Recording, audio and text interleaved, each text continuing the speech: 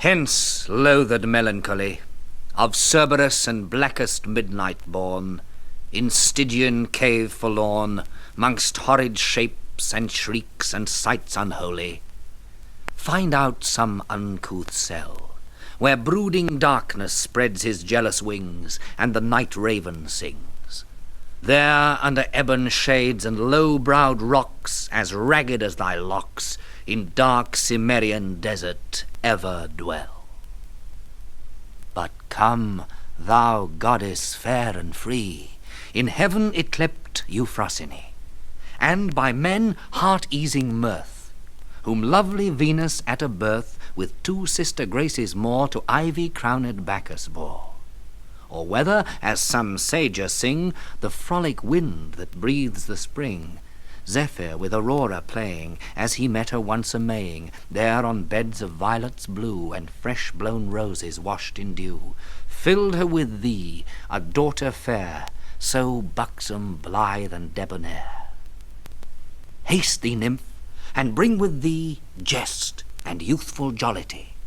quips and cranks and wanton wiles, nods and becks and wreathed smiles, such as hang on Hebe's cheek, and love to live in dimple sleek. Sport that wrinkled care derides, and laughter holding both his sides. Come and trip it as ye go on the light fantastic toe, and in thy right hand lead with thee the mountain nymph sweet Liberty. And if I give thee honour due, Mirth, admit me of thy crew, to live with her and live with thee in unreproved pleasures free. To hear the lark begin his flight, and singing startle the dull night from his watchtower in the skies, till the dappled dawn doth rise. Then to come in spite of sorrow, and at my window bid good morrow, through the sweet briar or the vine or the twisted eglantine, while the cock with lively din scatters the rear of darkness thin, and to the stack or the barn door stoutly struts his dames before, oft listening how the hounds and horn cheerly rouse the slumbering morn from the side of some hoar hill, through the high wood echoing shrill. Sometime walking, not unseen, by hedgerow elms on hillocks green, right against the eastern gate, where the great sun begins his state, robed in flames and amber light, the clouds in 1,000 liveries dight,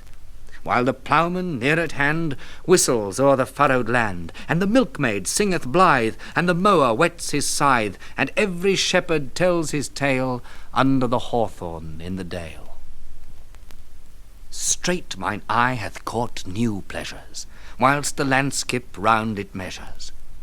Russet lawns and fallows grey, where the nibbling flocks do stray, mountains on whose barren breast the labouring clouds do often rest, meadows trim with daisies pied, shallow brooks and rivers wide, towers and battlements it sees, bosomed high in tufted trees, where perhaps some beauty lies, the cynosure of neighbouring eyes.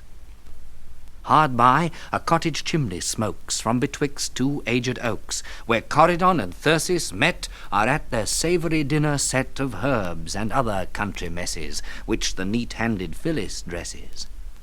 And then in haste her bower she leaves, with Thestilis to bind the sheaves. Or if the earlier season lead, to the tanned haycock in the mead, sometimes with secure delight the upland hamlets will invite, when the merry bells ring round, and the jocund rebecks sound, to many a youth and many a maid, dancing in the checkered shade, and young and old come forth to play on a sunshine holiday, till the livelong daylight fail. Then to the spicy nut-brown ale, with stories told of many a feat, how fairy Mab the junkets eat. She was pinched and pulled, she said, and he, by Friar's lanthorn led, tells how the drudging goblin sweat to earn his cream bowl duly set, when in one night, ere glimpse of morn, his shadowy flail hath threshed the corn that 10 day labourers could not end. Then lies him down the lubber fiend, and stretched out all the chimney's length, basks at the fire his hairy strength. And cropful out of doors he flings, ere the first cock his matin rings. Thus done the tales, to bed they creep, by whispering winds soon lulled asleep. Towered cities please us then, and the busy hum of men, where throngs of knights and barons bold in weeds of peace high triumphs hold, with store of ladies whose bright eyes rain influence and judge the prize of wit or arms, while both contend to win her grace whom all commend. There let Hymen oft appear, in saffron robe with taper clear, and pomp and feast and revelry, with masque and antique pageantry, such sights as youthful poets dream on summer eves by haunted stream. Then to the well-trod stage anon, if Johnson's learned sock be on, or sweetest Shakespeare, fancy's child, warble his native wood notes wild. And ever against eating cares, lap me in soft Lydian airs, married to immortal verse, such as the meeting soul may pierce in notes, with many a winding bout of linked sweetness long drawn out, with wanton heed and giddy cunning, the melting voice through mazes running,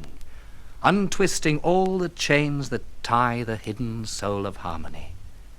that Orpheus' self may heave his head from golden slumber on a bed of heaped Elysian flowers,